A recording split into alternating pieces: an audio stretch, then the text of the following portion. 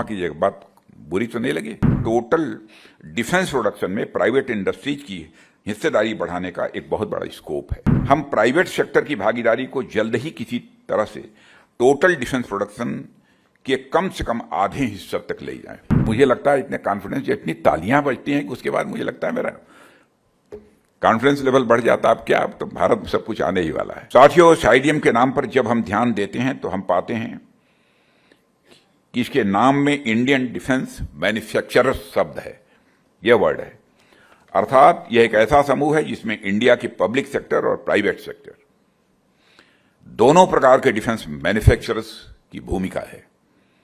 आप सब जब डोमेस्टिक डिफेंस प्रोडक्शन की ओवरऑल वैल्यू देखेंगे तो आप पाएंगे कि हमारा डोमेस्टिक डिफेंस प्रोडक्शन 2023-24 में 1,27,000 करोड़ के रिकॉर्ड आंकड़े को पार कर चुका है, जो कि निश्चित रूप से हमारे लिए एक प्रसन्नता का विषय है।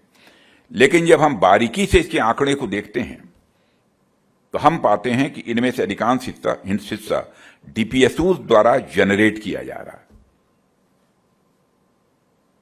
क्षमा कीजिएगा, बात बुरी तो नहीं लगी। मोटे तौर पर देखें तो डीपीएसयू सेक्टर का हिस्सा 1 लाख करोड़ का जा रहा है।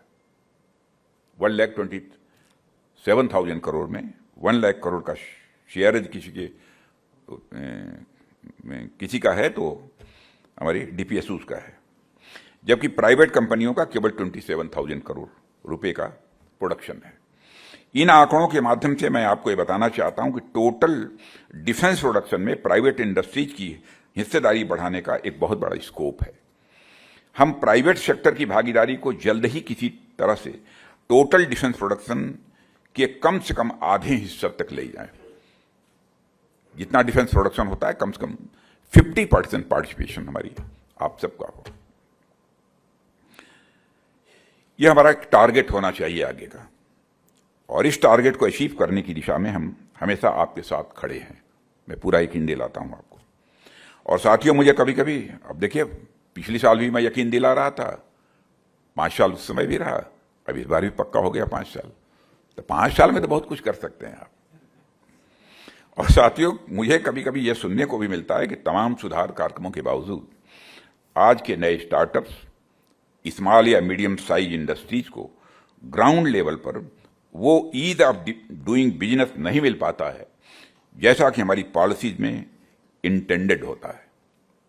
इसलिए मैं आपसे यह भी आग्रह करूंगा कि आप जमीनी स्तर पर आ रही प्रैक्टिकल प्रॉब्लम्स का भी आकलन करिए।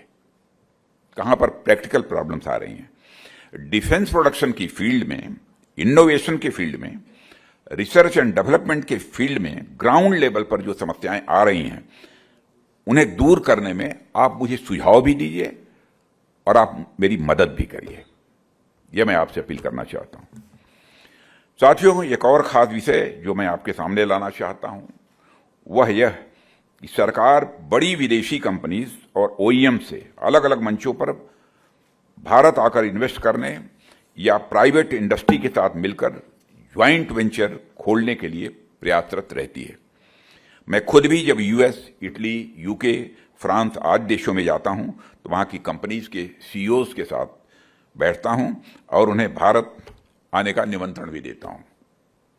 और सीईओज भी इतने स्मार्ट होते हैं, जब उनके साथ मैं बैठता हूं 30, 40, 30, 40, 55, 60, 70 का नंबर होता है, और मुझे लगता है इतने कॉन्फिडेंस, इतनी तालियां बजती हैं कि उसके बाद मुझे लगता है मेरा कॉन्फिडेंस लेवल बढ़ जाता। अब क्या, अब तो भारत में सब कुछ आने ही वाला है।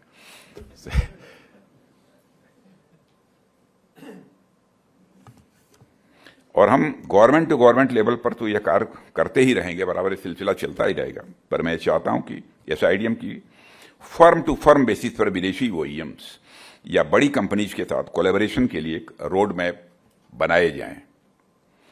जब हम ट्रांसफर ऑफ टेक्नोलॉजी की बात करते हैं तो उसमें आपका बहुत बड़ा रोल होता है। आप इस बात को इंश्योर करने में सक्षम हैं यह टेक्नोलॉजी ट्रांसफर कितना और किस हद तक भारत में हो पा रहा है।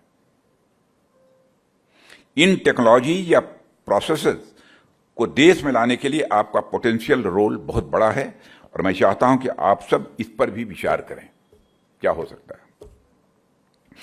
साथियों, इसके अलावा एक आखिरी बात जिसे आपके सामने लाकर मैं अपनी बात को समाप्त करूंगा कि आमतौर पर high technology development private sector में ही देखा जाता है। प्राइवेट सेक्टर में ऐसे अनेक इंसेंटिव और फ्लेक्सिबिलिटीज होती हैं जो अमूमन गवर्नमेंट सेक्टर में कम देखने को मिलती हैं। इसी को ध्यान में रखते हुए हमने कटिंग एज टेक्नोलॉजी के डेवलपमेंट के लिए कई स्कीम्स चलाई हैं। आप सभी आईडेक्स टेक्नोलॉजी डेवलपमेंट फंड, हाल ही में आई हुई अदिति स्कीम और विभिन्न प्रकार के इंसेंटिव स्कीम्स के बारे में जानते हैं जो रक्षा मंत्रालय द्वारा चलाई जा रही हैं। और जब जब आवश्यकता पड़ती है हम आपकी सलाहों के अनुसार इस सेक्टर को और भी अट्रैक्टिव बनाने का प्रयास करते हैं।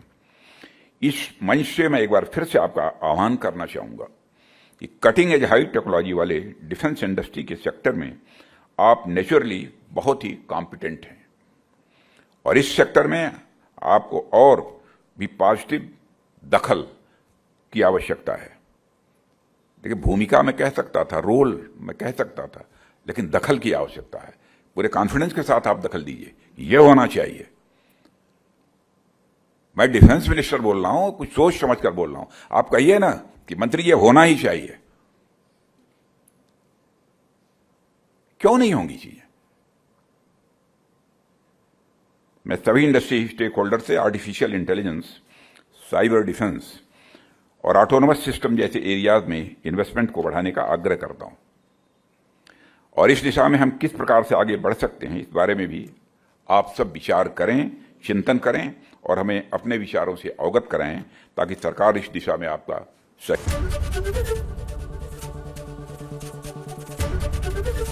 एबीपी गंगा, खबर आपकी, जुबान आपकी।